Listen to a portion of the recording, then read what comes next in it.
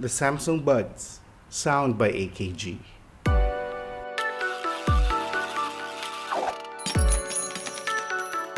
What's up guys, Eyes here of coznowEIZcan. Thanks for visiting my channel.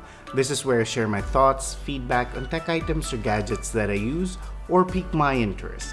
The Samsung S10 Plus came with the Samsung Buds, and this retails at around $129, which is roughly $40 cheaper than my Jabra Elite 65Ts.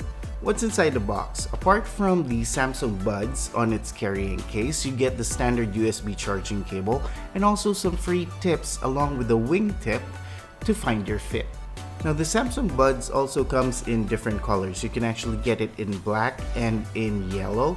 Now unfortunately on my end, I can't do any picking because it was just a free item, so I got the white. Let's start with the carrying case. The Samsung Buds actually comes in a pill-like carrying case. Now, I do prefer this design over my Jabra Elites because I find it easier to handle, easier to hold, and easier to put inside your pocket or your bag or whatever you use. Now, it has a matte finish, which is quite nice, and you have two ways of charging this. You can either use the USB-C port, or you can actually place this on any wireless compatible pad and it will charge wirelessly. The Samsung Buds themselves would have the same color as your carrying case. The only difference is that the face that the people can actually see, or the part that the people can actually see when you're wearing it, is finished in a pearlescent plastic. Each bud would have a wing tip to actually assist you in providing a good fit.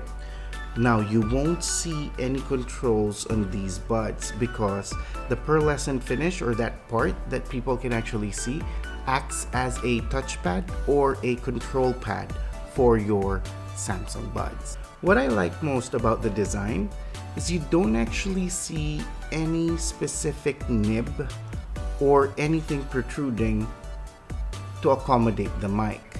Now the Samsung Buds themselves do actually have a mic, and that's the beauty of it in my opinion, because you don't see anything else protruding from the side of your ear, unlike the nib of the Elite 65T or the protruding stem of the Apple AirPods.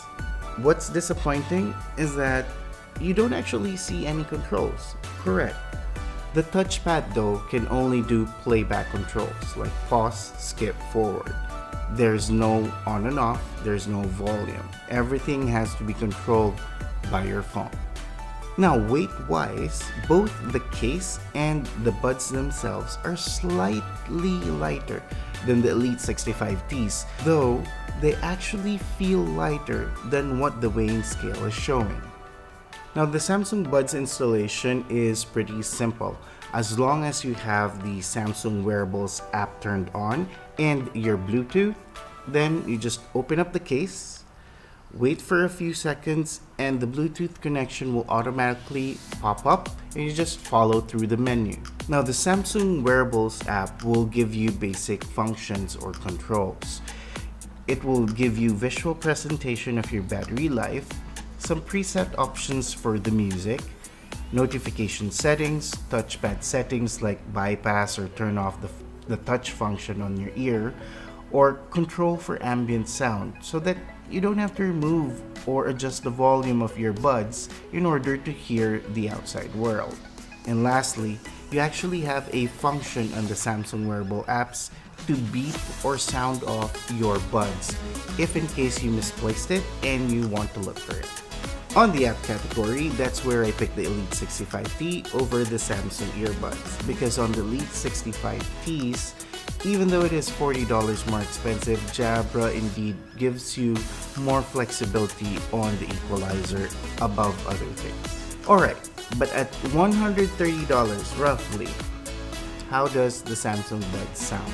At the current price point that the Samsung Buds are being offered for, I would say they are pretty decent, bordering impressive, because the sound quality is actually there.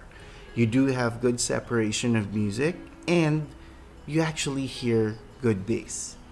It is a bit at par, I would say. It really depends on how you find your music, but to me, with the Elite 65T and comparing it with the earbuds, they actually sound almost the same, with the Elite 65T having more clarity, but the Samsung earbuds are actually really good. I always use Hotel California by the Eagles to test my earphones, headphones, or even my buds. I popped in that music on the earbuds. It's actually pretty nice. And I won't recommend this, but crank up the volume. Surprisingly, this guy holds up. There's no muffling of the sound, there's no cracking, and you definitely feel the bass. It's not going to be like audiophile crisp, but at the price point, it actually works. Had it had the ability to play around with the equalizer, I would say it would have been better. Now the earbuds are rated to have 6 hours of charge and 3 more, if I'm not mistaken, on the carrying case. So that's really not that bad, especially if you have like short flights or commute, then you definitely won't run out of juice. Now I haven't personally tested if it does last 6 hours, but I've had roughly around 3.5 hours on the earbuds without returning it to the case, and they're still working fine. Well guys, that's about it. That's all that I could say about the Samsung earbuds, and at the price point currently, it's pretty decent, and there is a good contender on the earbuds comparing it with the more expensive Jabra Elite 65T. If you like the video, just click on the like button and consider subscribing and clicking on the bell so that you get notified if I post something new. Right guys, until the next video, let's all remember, we're all here to learn. Peace.